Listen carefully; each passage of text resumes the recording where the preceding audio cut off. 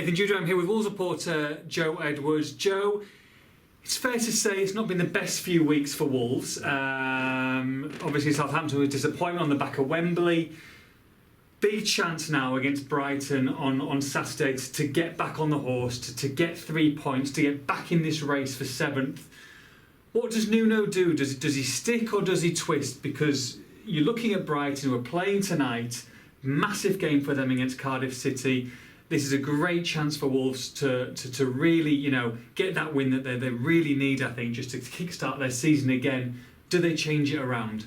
I think so. Yeah, I think it's time to twist, as you say, and that Cardiff game. Oliver Twist. Oliver, yeah. rather than Michael Steek, tennis player. No clue. Some people know that.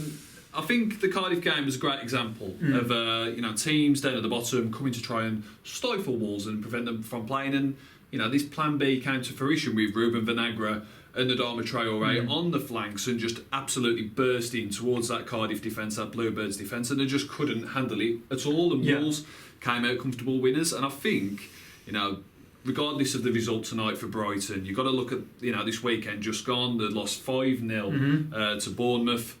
And this is this Brighton side, that doesn't seem to cope well when playing against pace. This is a Brighton team that's quite short of pace itself. You're looking at the one player that they've got that can shift a yard or two is Anthony Knockaert, who is now suspended. They've been playing Glenn Murray up top on his own. He's not the most mobile. They've had Lecardio and other players in and out, but they haven't really found that formula to really break at teams and burst at them. And they don't seem to cope well with it themselves. So I think you've got to try and get at Brighton. Do you feel that Johnny and Doc probably need a rest as well? Do you think maybe take them out of the firing line? Yeah, I think so. And I think Ruben and Traore, I think whenever they've been, when they've had a few minutes here and there, they've done well. I think Vinagre more so. I mean, there's always an argument with end product with Traore, but at the end of the day, he causes problems. And like you said, he had a good game against Cardiff, didn't he? He did. And I think, it's less about the end product against teams like that. It's about the fear that you just strike into them by your sheer presence. And I think Doherty has played a lot of football this season. I think naturally he's kind of tailed off over the past couple of months because he started like a house on fire, really. And I think that's been the same with Otto to an extent as well. So get these two in because they are viable options, especially against teams at the lower end of the table. And you look at someone like Doc, who obviously is integral to Wolves' success this season, but like you say, if you play Traore against Brighton, it all goes to plan. They get 3 points. If you play him against Fulham at home as well, where you potentially use the same kind of weapons, and then Doc probably plays at Watford, Arsenal, Liverpool, that last game of this season. Hopefully, when there's plenty to play for, that's maybe where Nuno can go if he's looking for different options. Because up top, with Jota and Jimenez, you don't think, I know Jimenez seemed a bit tired maybe on Saturday, but you're not swapping them around, are you? You wouldn't have thought. No, and Nuno spoke about this a lot, hasn't he? It's not a big squad in terms of numbers, but there is flexibility there to call upon when needed. And I think these are situations where it is needed.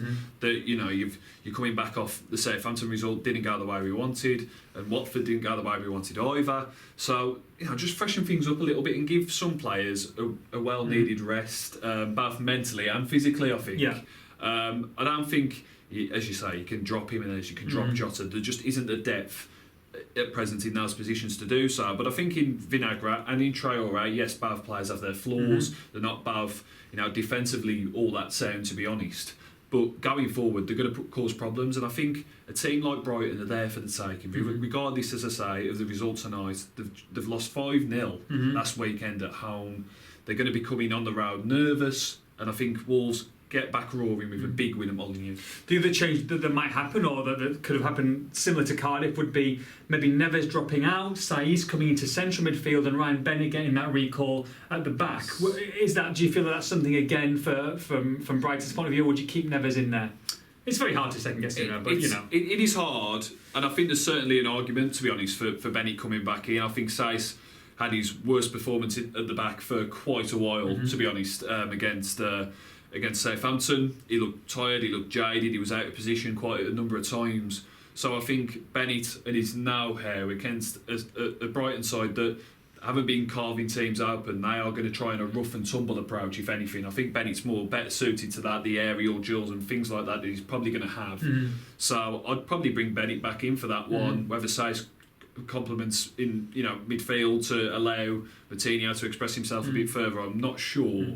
But I think Saïss for Bennett at the back could definitely be one that happens. And it's been an emotional week for Neves as well. Obviously for Southampton, he had to leave pretty quickly and gone straight to Marbella because he's got a newborn as well. So maybe a few sleepless nights for him, he could do with a bit of a lie-in. Well, that's it, isn't it? And these are the things that you have to factor in, aren't they? I mean, absolutely. Neves hasn't been... Life. Neves hasn't been quite himself, for a couple of months. And I've seen a few comments saying it's kind of a blessing in disguise because we'll probably keep on to him for another season at least. But maybe just take him out the firing line as well.